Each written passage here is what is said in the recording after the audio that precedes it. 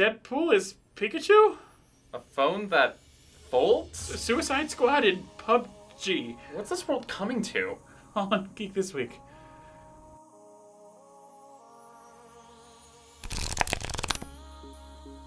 Hello everyone, I'm Max Hartley. And I'm Max. And we got a lot to get into, so let's just jump on into it. This week in gaming marked the release of the highly anticipated Pokemon Let's Go Eevee and Pikachu. Despite some initial reluctance and a little pushback from dedicated fans of the Pokemon series, the games have sold tremendously well even in just the first few days since their release. According to sources, including Nintendo of America's own CEO Reggie, the games, alongside Super Smash Bros. Ultimate coming next month, are projected to bring in the most sales that Nintendo Switch has ever seen, with the possibility of even rivaling releases like Breath of the Wild and Super Mario Odyssey. If these numbers prove anything, it's that Pokemon is still as alive as ever. In an unexpected development, Bluehole has partnered with DC to bring comic book characters to PUBG. The steady decline in players thanks to Fortnite and Black Ops 4's Blackout mode, it was only a matter of time before efforts were made to spice up things in the PUBG world, but the DC universe is not quite where we expected to see it come from.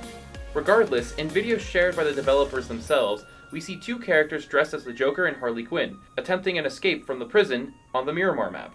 Though these are the only two costumes that have been officially confirmed for the update, it is likely we'll get to see more where that came from. We may even get a cool event similar to the Infinity Gauntlet event in Fortnite held around the release date of Infinity War.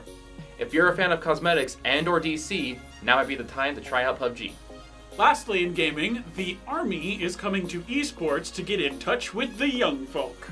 More specifically, they hope to increase their recruitment quota after failing to meet their last one by 6,500 people. By turning to esports. Specifically, the Army now has an esports team that is already scheduled for the Tekken tournament taking place at PAX South this December.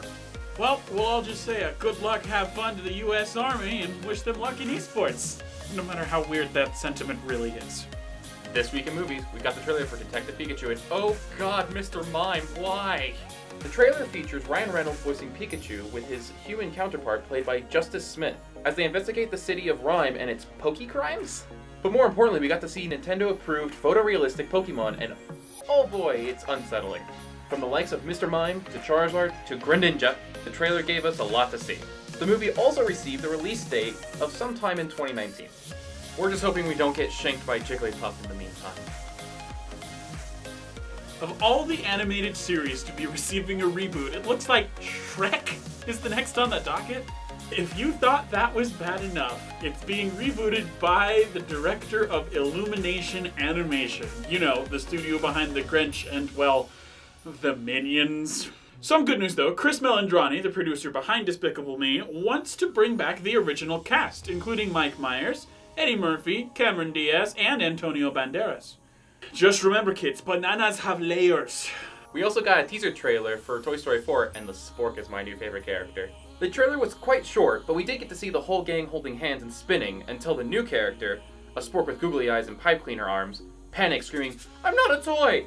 And they all start flailing and falling in slow motion. Yep, that's all we got. We also got a release date, which is sometime next summer. Spork Boy, out. This week in tech, Samsung unveiled their foldable smartphone, and man do I need that in my pocket right now. The tech giant is calling this technological taco the Infinity Flex display, and in contrast to the original concept art for the phone that leaked several months ago, this phone actually has two screens.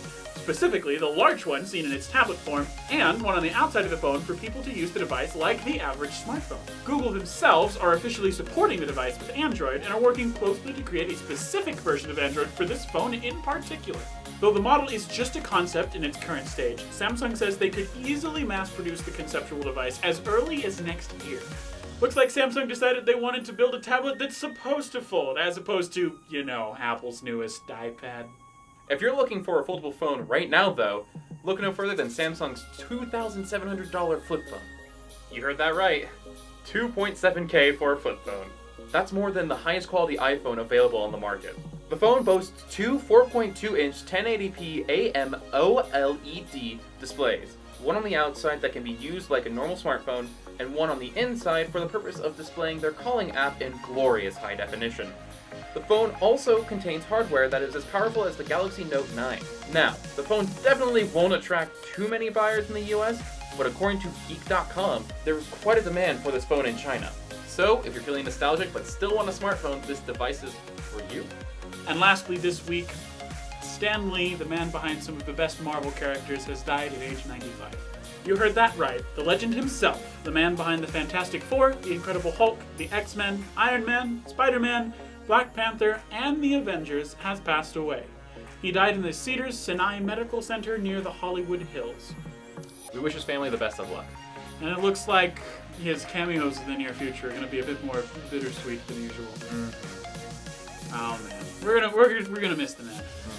Some of the best characters, like the entirety of Spider-Man, was his. Gosh, yes. Did you hear the story where he just kind of like threw him in at the end of one of his other comic series? People were like, "Hey, actually, can we get what's him? What's he?" I want more of that.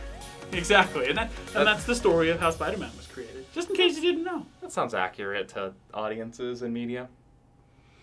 Anyways, thank you so much for watching this week's episode. Be sure to like, comment, subscribe. Let us know down below if we missed anything or if we got anything wrong. Either way, we'll catch you geeks next week. Smart Cat. Available now on the iPhone store.